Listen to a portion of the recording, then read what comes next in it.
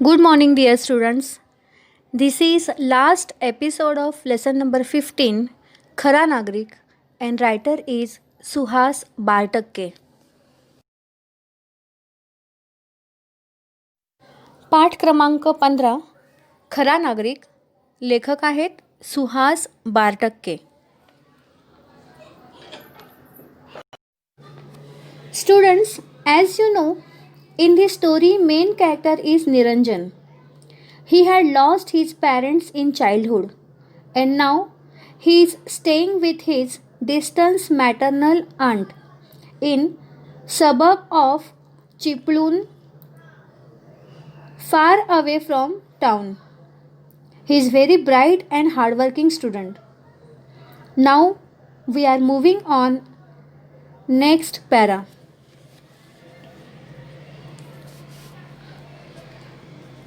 मावशीचं घर गावाबाहेर डोंगर पायथ्याशी.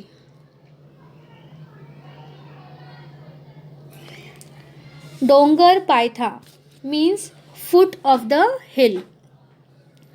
डोंगराच्या खालच्या बाजूला. मध्ये एक नदीही लागायची.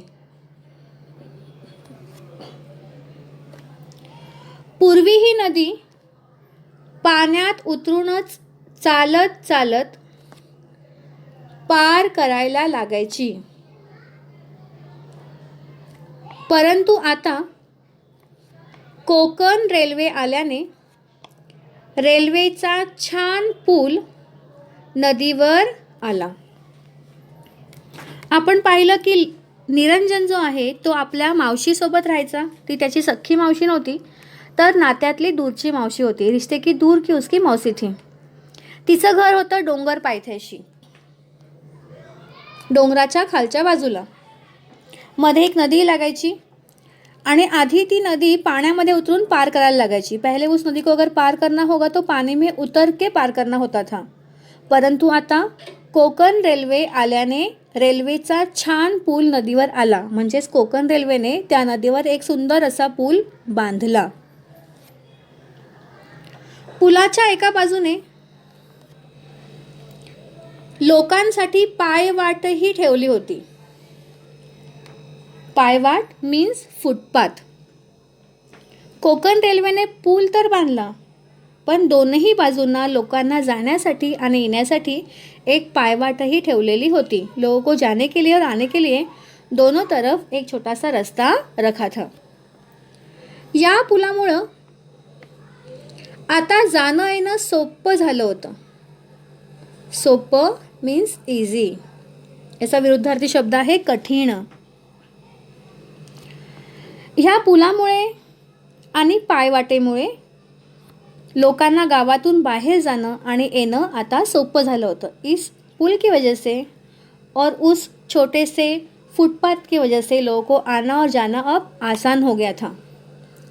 निरंजन अभ्यासाची मनातल्या मनात उजळणी करत रिव्हिजन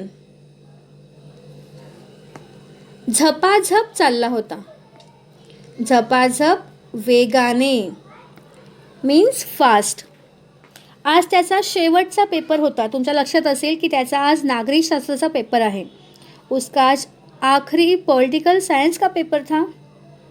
9:30 वाजून गेले होते आणि म्हणून तो अतिशय घाईमध्ये होता कारण त्याचा पेपर 10:30 वाजताचा होता. वाटेत त्याला भला मोठा व्हेरी ह्यूज खूप मोठा दगड पडलेला दिसला. दगड मीन्स स्टोन. जेव्हा तो पुलावरून जायला निघाला तेव्हा त्याला दिसलं की ह्या पुलाच्या रेल्वेच्या पटरीवरती एक खूप मोठा दगड पडलेला आहे. उसको दिखा कि बीच में रास्ते में बहुत बड़ा पत्थर किसी ने रखा है. कुणीतरी कामासाठी घेतला असेल.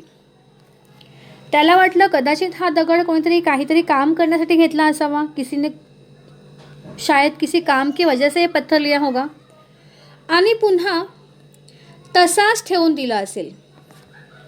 आणि कदाचित तो दगड कामासाठी वापरून कदाचित ते लोग तिथे तो दगड विसरला असतील, बाय मिस्टेक तिथे त्याने ठेवला असेल, चुकून त्याने दगड़ तिथे ठेवला असेल, शायद उन्होंने गलती से वहीं पे उस पत्थर को इस्तेमाल करके रख दिया होगा.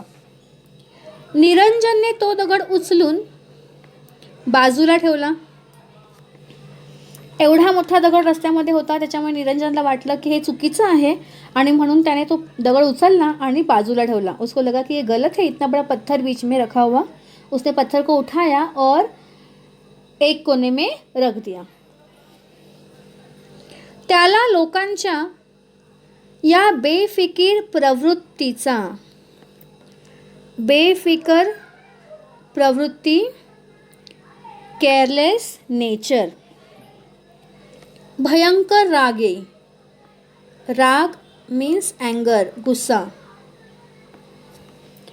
त्यांना लोकांची ही सवय जो आहे, हा जो स्वभाव आहे निष्काळजीपणाचा, बेफिकीर म्हणजे निष्काळजीपणा, तो अजिबात आवडायचा नाही. त्याला राग यायचा की असं कसं होऊ शकतं की आपण एवढ्या मोठ्या पुलावरती जिथून रेल्वे ये जा करते त्या ठिकाणी एवढा मोठा दगड कसा ठेवू शकतात लोक, किती निष्काळजी आहे, त्यामुळे किती नुकसान होऊ शकतं.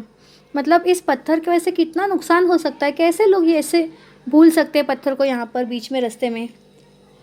तुम्ही विसरलात,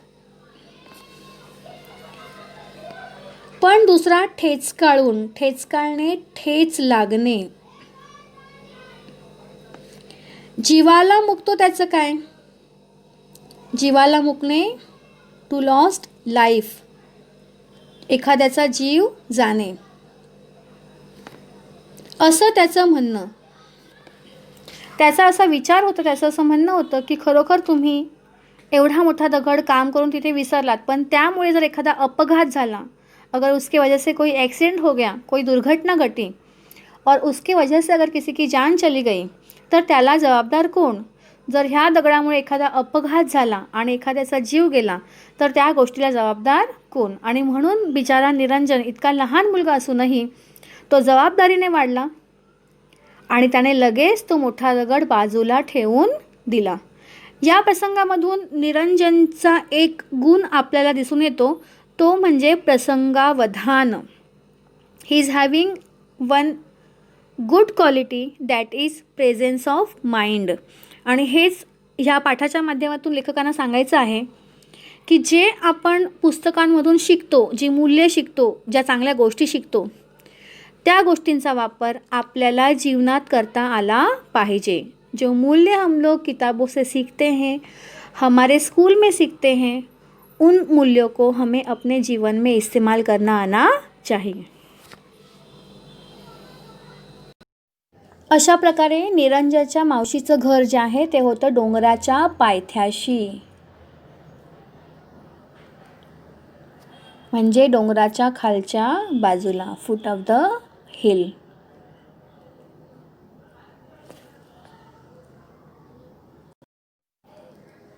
निरंजन पुलावर पोहोचला तेव्हा 9:30 वाजून गेले होते.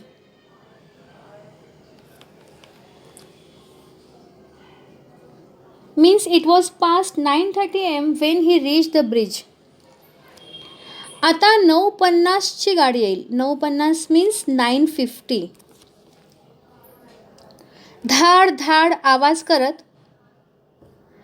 दिमाखात, दिमाख अभिमान, प्राऊड, गर्व, दिमाखात पुलावरून जाईल. या ठिकाणी तो कल्पना करतोय कोकण रेल्वेची की आता 9:50ची गाडी येईल आणि ती अतिशय अभिमानाने, अतिशय वेगात या पुलावरून निघून जाईल. ही कोकण गाडी किती छान दिसते. ये कोकण की रेल्वे कितनी खूबसूरत दिखती है. पण दिसते न दिसते तोच लगेच बोगद्यात शिरते. बोगदा मीन्स टनल.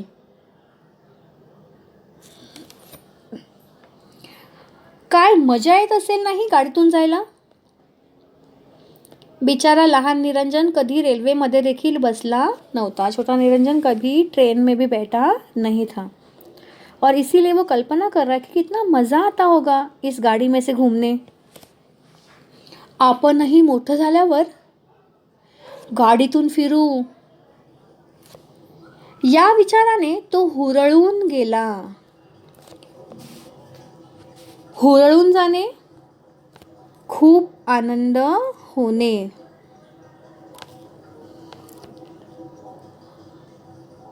तो विचार करतो की मीही मोठा होईन, खूप पैसे कमवेन आणि रेल्वेमध्ये फिरेन. वो सोच रहा है बड़ा होने के बाद मैं पैसे कमाऊंगा और रेल से घूमूंगा, बहुत मज़ा आएगा. तोच त्याचं लक्ष डाव्या बाजूस, लेफ्ट साइड, रुळाखाली पडलेल्या भल्या मोठ्या, खूप मोठ्या भगदाडाकडे गेलं. भगदाड, लार्ज होल. अचानक त्याला एक वेगळी गोष्ट तिथे जाणवली. त्याचं लक्ष गेलं की रेल्वेच्या रुळाला एका ठिकाणी खूप मोठं भगदाड पडलेलं आहे. वहाँ पर बहुत बड़ा एक खड्डा पड़ा हुआ था उस ब्रिज को, और उसके ऊपर निरंजन का ध्यान गया. हे छिद्र कसलं? छिद्र मीन्स ऑल्सो लार्ज होल. रोज नसब हुआ. अरे मैं तो रोज यहाँ पे आता हूँ, लेकिन मुझे तो कभी नहीं दिखा. असं म्हणत त्यानं जवळ जाऊन पाहिलं. उसने पास जाके देखा तो कोणीतरी कॉन्क्रीट फोडून रेल्वेचे रूळ, रूळ मीन्स ट्रॅक, वेडे वाकडे म्हणजे वाकडे तिकडे टेढे करून ठेवल्याचं त्याच्या ध्यानी आलं. त्याच्या लक्षात आलं की कोणीतरी रेल्वेच्या रुळाला खूप मोठा खड्डा केलेला आहे, कॉन्क्रीट फोडलेला आहे आणि रेल्वेचे जे रूळ आहेत ते वाकडे करून ठेवलेले आहेत. निरंजनला आश्चर्य वाटलं आणि हे सर्व पाहून निरंजन अतिशय आश्चर्यचकित झाला की रोज तर ही गोष्ट नसते, मग आज असं कसं झालं? रोज तो मैं देखता हूँ यहाँ पे ऐसा कुछ भी नहीं रहता, तो आज ऐसा किसने यहाँ पे करके रखा है? बिचाऱ्या छोट्याशा निरंजनला कोकण रेल्वेने बांधलेला तो नदीवरचा पूल खरंच खूप आवडायचा. आणि छोट्या निरंजनचं स्वप्नही छोटं होतं की मोठं झाल्यानंतर त्याला खूप सारे पैसे कमवून या रेल्वेमधून फिरायचे होते. खरोखर लहान मुलांची स्वप्न किती सुंदर आणि निरागस असतात बरं. रात्री 2 वाजता शेवटची गाडी इथून जाते. निरंजन आता विचार करत बसलेला आहे की हे कार्य कोणी आणि का केलं असेल. तेव्हा तो विचार करतो की अरे इथून रात्री 2 वाजता शेवटची गाडी जाते, यहाँ से आखरी गाड़ी जाती है रात को 2 बजे. त्यानंतर पहाट अर्ली मॉर्निंग, सकाळी सकाळी कुणीतरी हा उपद्व्याप जाणीवपूर्वक केला असावा. उपद्व्याप मीन्स ट्रबलसम ॲक्टिव्हिटी, नुकसानदायक कार्य. जाणीवपूर्वक मीन्स पर्पजली, मुद्दामून. तो विचार करतोय की रात्री 2 वाजता इथून शेवटची गाडी गेली तेव्हा तर काही नुकसान झालं नाही. याचा अर्थ अगदी पहाटे कोणीतरी मुद्दामून हे काम केलेलं आहे. जानबूझ के सुबह सुबह किसी ने तो ये काम किया है. आता तो पुढच्या घटनेची कल्पना करतोय. अब वो आगे क्या हो सकता है वो सोच रहा है. आता प्रवाशांनी भरलेली, प्रवासी ट्रॅव्हलर्स, 9:50 ची गाडी येईल. आता 9:50 ची गाडी येईल जी प्रवाशांनी भरलेली असेल. निरंजन एकदम सावध झाला. सावध, अलर्ट. गाडी आली तर भयंकर अपघात होईल. भयंकर, डेंजरस, अपघात, ॲक्सिडेंट. तो विचार करतोय कि आता 9:50 की गाड़ी येईल. अब 9:50 की गाड़ी आएगी जो पूरी यात्रियों से भरी होगी, और अगर यहाँ पर वो गाड़ी आई तो यहाँ पर बहुत बड़ी दुर्घटना हो सकती है. खूपच मोठा या ठिकाणी अपघात होईल हे त्याच्या लक्षात आलं. निरंजन नागरिक शास्त्राचा पेपर, देशमुखांकडचं जेवण सारं विसरला. विसरणे, टू फॉरगेट. आज त्याचा शेवटचा नागरिकशास्त्राचा पेपर होता, पण ह्या अपघाताच्या कल्पनेने निरंजन सर्व काही विसरला. तो त्याचं जेवणही विसरला. Even he forget his lunch. त्याला त्याच्या पेपरच्या आधी देशमुखांकडे जेवण्यासाठी जायचं होतं. तो सर्व काही विसरला. वो सब कुछ, अपना खाना, अपना पेपर, परीक्षा, सब कुछ भूल गया. त्याच्या डोळ्यांसमोर धाड धाड आवाज करत येणारी रेल्वे गाडी दिसू लागली. त्याला फक्त दिसत होती ट्रेन, रेल्वे. कानठळ्या बसवणारा आवाज, कानठळ्या बसवणारा आवाज,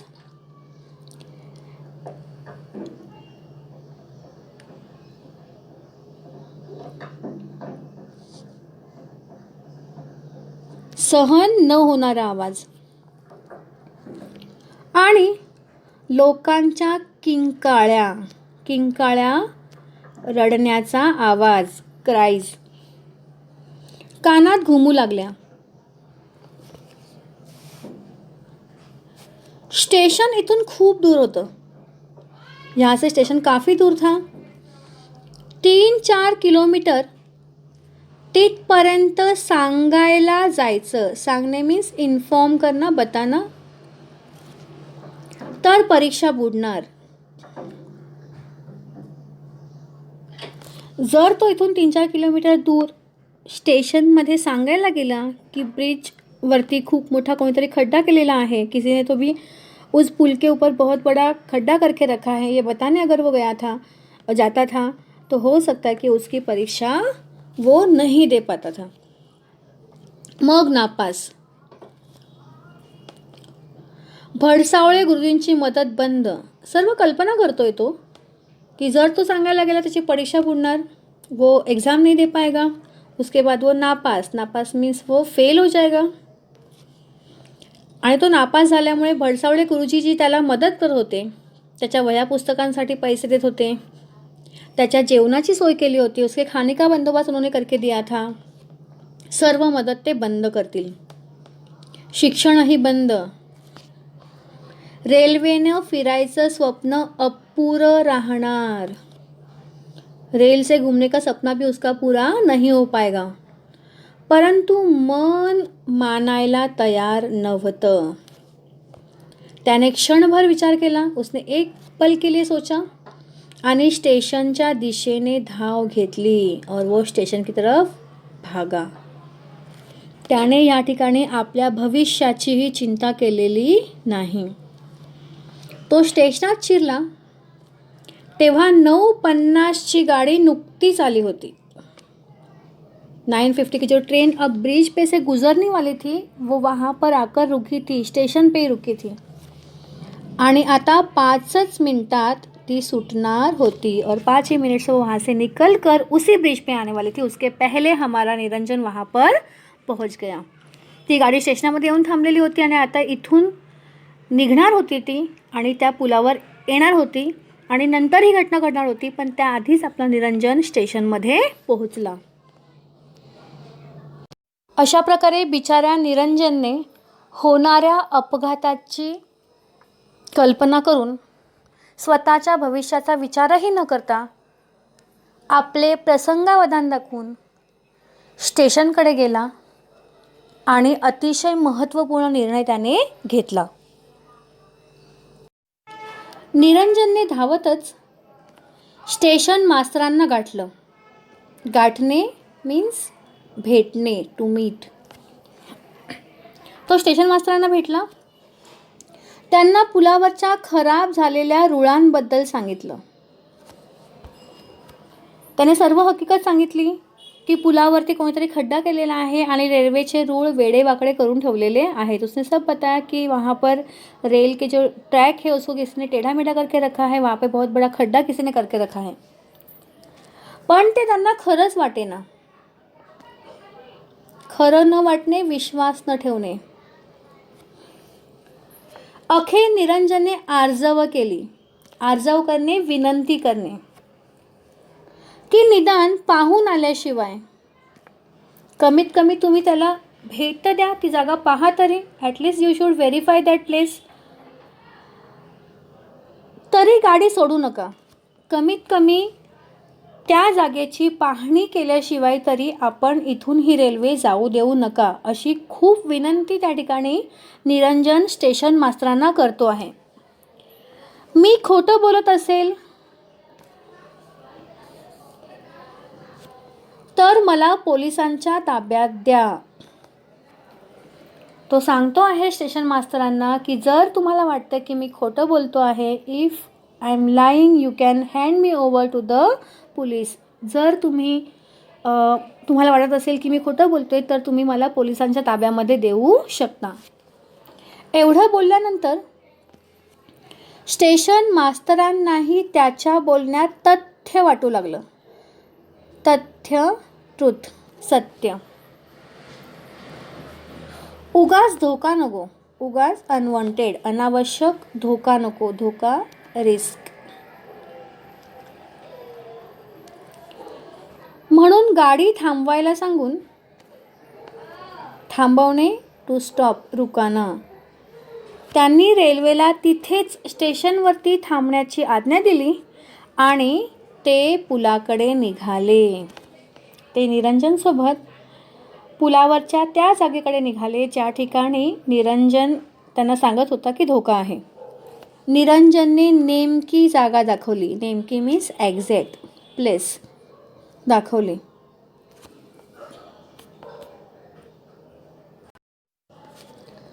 फारच भयंकर.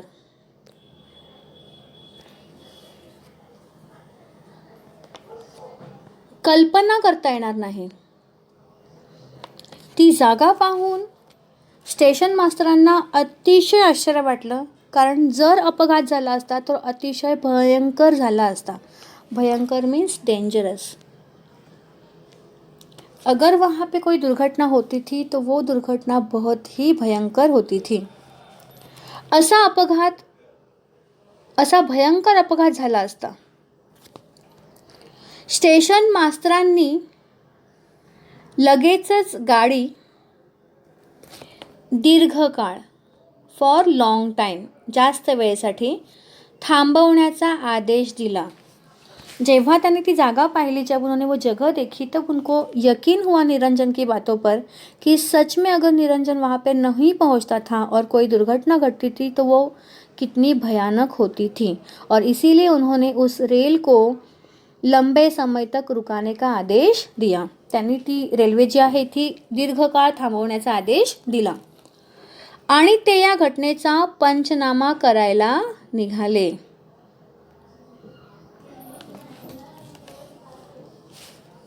पंचनामा मीन्स फर्स्ट हँड रिपोर्ट. आणि ते या घटनेचा पंचनामा करण्यासाठी निघाले. घटनेचं गांभीर्य, सिरियसनेस लक्षात घेऊन जिल्हाधिकारी मीन्स डिस्ट्रिक्ट कलेक्टर, जिल्हा पोलीस अधीक्षक means the district commissioner of police, सारे अधिकारी मीन्स ऑल ऑफिसर्स तत्काळ, इमिडिएटली त्या ठिकाणी जमा झाले. जेवढेही मोठे मोठे अधिकारी आहेत ते सर्व त्या ठिकाणी आले. जितने भी बड़े बड़े ऑफिसर हैं वो वहाँ पर आ गए. पहिली खबर देणारा म्हणून निरंजनलाही थांबावं लागलं. निरंजन को भी वहाँ पर रुकना पड़ा जब तक कि पंचनामा वहाँ पर नहीं होता है. एवढा मोठा अपघात त्याच्या चाणाक्षपणामुळे, चाणाक्षपणा, चालाखी, हुशारी, स्मार्टनेस टळला. म्हणून त्याचं कौतुकही झालं. कौतुक, प्रशंसा, एप्रिशिएशन. सबने उसकी तारीफ़ की कि इतनी बड़ी दुर्घटना उसके स्मार्टनेस की वजह से, उसकी होशियार की वजह से टल गई. परंतु त्यावेळी निरंजन मात्र दूर एका झाडाखाली बसला होता. सब उसकी तारीफ कर रहे थे, लेकिन निरंजन एक पेड़ के नीचे दूर जाके अकेला बैठा था. तो निराश झाला होता बिचारा. त्याचा नागरिकशास्त्राचा पेपर चुकला होता. सर्व त्याची स्तुती करत आहेत, तारीफ करत आहेत, पण तरी देखील तो बिचारा एकटा आहे, उदास आहे, कारण आज त्याचा शेवटचा पेपर होता आणि तो पेपर त्याचा चुकला होता. आज उसका आखिरी परीक्षा थी, आखिरी पेपर था, और इस पूरी घटना की वजह से वो परीक्षा नहीं दे पाया और उसको पता था कि अब उसके साथ आगे क्या होने वाला है, और इसीलिए बेचारा बहुत ही निराश एक पेड़ के नीचे बैठा था. त्याला आता आपल्या भविष्याची चिंता मात्र सतावत आहे. खरोखरच जेव्हा स्टेशन मास्तरांनी पाहिलं तेव्हा त्यांच्या लक्षात आलं की निरंजनच्या हुशारीमुळेच खूप मोठा अपघात या ठिकाणी टळलेला आहे, नाहीतर खूप मोठी मनुष्यहानी आणि वित्तहानी झाली असती.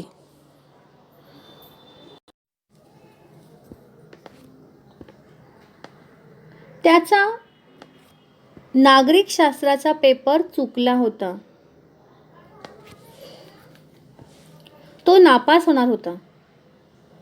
बिचारा एकटा उदास आहे, झाडाखाली बसलेला आहे आणि विचार करतोय कि आता मी नापास होईल, कारण माझा नागरिकशास्त्राचा शेवटचा पेपर हा चुकलेला आहे. उसका छूट गया है, नागरिकशास्त्र का पेपर आखिरी पेपर था और अब उसको लग रहा है कि वो फेल हो जाएगा. त्याला गुरुजींकडून मिळणाऱ्या सगळ्या सवलती, सुविधा, फॅसिलिटीज रद्द होणार होत्या. सगळी मदत त्याची थांबणार होती. आता निरंजनच्या जवळ येऊन वार्ताहर, रिपोर्टर्स, न्यूजपेपर रिपोर्टर्स त्याचं नाव विचारलं. पत्रकार त्याच्याजवळ आले आणि त्या पत्रकारांनी निरंजनला त्याचं नाव विचारलं, फोटोही काढला. निरंजन मात्र उदास मनाने घरी परतला. अतिशय तो उदास होता, कारण या एका घटनेने त्याचं जीवन पूर्णपणे उद्ध्वस्त झालं होतं. कारण त्याला माहिती होतं की एक पेपर न दिल्यामुळे तो आता नापास होणार होता आणि पुढची सर्व मदत आता बंद होणार होती. एक तरीके से उसका भविष्य यहीं पे ख़त्म हो गया है, ऐसे उसको महसूस हो रहा था. काफ़ी उदास था वो आज. दुसऱ्या दिवशीच्या वर्तमानपत्रात निरंजनची स्तुती फोटो सकट छापून आली होती. दूसरे दिन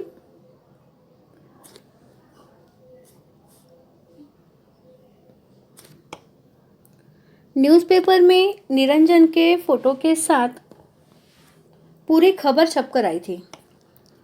भीषण अपघात टाळल्याचं श्रेय मीन्स क्रेडिट त्यालाच देण्यात आलं होतं. हा जो भयंकर अपघात टळला होता, त्या अपघाताचं पूर्ण श्रेय निरंजनला दिलं गेलं होतं. त्याची स्तुती वर्तमानपत्रामध्ये छापून आलेली होती. त्या दिवशी मावशीच्या घराकडे मोठी माणसं आली होती. बहुत बड़े बड़े लोग उस दिन निरंजन के और उसके मौसी के घर पे आए थे. खुद जिल्हाधिकारी आले होते, खुद डिस्ट्रिक्ट कलेक्टर भी आए थे. शाळेचे मुख्याध्यापक, प्रिन्सिपल सर आणि भडसावळे गुरुजीही आले. निरंजनने धावत पुढे होऊन गुरुजींचे पाय धरले. अक्षरशः त्याने गुरुजींच्या पायावर लोटांगण घातले. उन्होंने अपने शिक्षक के पैर ही छू लिए, पकड़ लिए. रडत तो म्हणाला, रोते वो बोला, गुरुजी मी नापास होणार.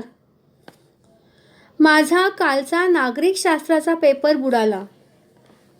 तो अतिशय विनंतीच्या आवाजामध्ये म्हणतो आहे की गुरुजी आता मी नापास होणार, कारण माझा कालचा नागरिकशास्त्राचा पेपर बुडाला. अतिशय रडून त्याने आपल्या गुरुजींचे या ठिकाणी पाय पकडलेले आहेत. निरंजनच्या अशा निराशावादी स्वरावरती त्याचे शिक्षक त्याला समजावत आहेत, नाही रे बाळा, तू उत्तम नागरिक आहेस, तू एक आदर्श नागरिक आहेस. शेकडो माणसांचा जीव वाचवलास, तूने शेकडो लोक की जान बचाई. आणि नागरिकशास्त्राच्या खऱ्याखुऱ्या मीन्स रियल परीक्षेत तू पास झालास. You have pass your real civics examination. तुझं वर्ष कसं वाया जाईल? वाया मीन्स वेस्ट. तेरा ये साल कैसे बर्बाद होगा? हे बघ, शाळेचे सगळे अधिकारी आलेत. सारे तुम्हारे स्कूल के ऑफिसर्स यहाँ पर आए हैं. खास बाब मीन्स स्पेशल केस. म्हणून तुझी नागरिकशास्त्राची परीक्षा उद्या घेतली जाणार आहे. उद्या मीन्स टुमारो. तुझा जो पेपर कालचा बुडाला, ती परीक्षा तुझी उद्या होणार. कल का जो तुम्हारा पेपर तुम नहीं दे पाए थे, वो तुम्हारा पेपर कल लिया जाएगा. जिल्हाधिकाऱ्यांनी तुला सरकारी वसतिगृहात मीन्स गव्हर्मेंट बोर्डिंग प्रवेश द्यायचं ठरवलंय. डिस्ट्रिक्ट कलेक्टरने हे ठरवलेलं आहे की तुला सरकारी वसतिगृहात आता यापुढे ठेवायचं आहे, जेणेकरून तुझा खर्च होणार नाही. आणि वर वह्या पुस्तकांच्या खर्चासाठी शिष्यवृत्ती मिळणार आहे. शिष्यवृत्ती मीन्स स्कॉलरशिप. और तुम्हारे किताबों के खर्चे के लिए तुम्हें ऊपर से स्कॉलरशिप भी मिलने वाली है. आता नको हं तुला वार लावून जेवायला. आता तुला अन्नासाठी, जेवणासाठी वेगवेगळ्या ठिकाणी जाण्याची आवश्यकता नाही. अब तुम्हें खाने के लिए कहीं पे भी किसी के भी घर पे जाने की ज़रूरत नहीं है. अशा प्रकारे अतिशय प्रेमाने त्याला भडसावळे गुरुजी समजावत आहेत.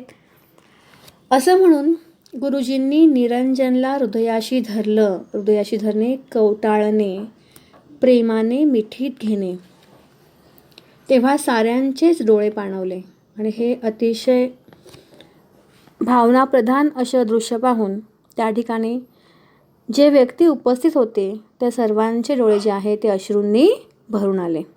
तर अशा प्रकारे हा आपला पाठ, आपल्या पाठ्यपुस्तकातील हा शेवटचा पाठ होता. पाठ क्रमांक 15 खरा नागरिक.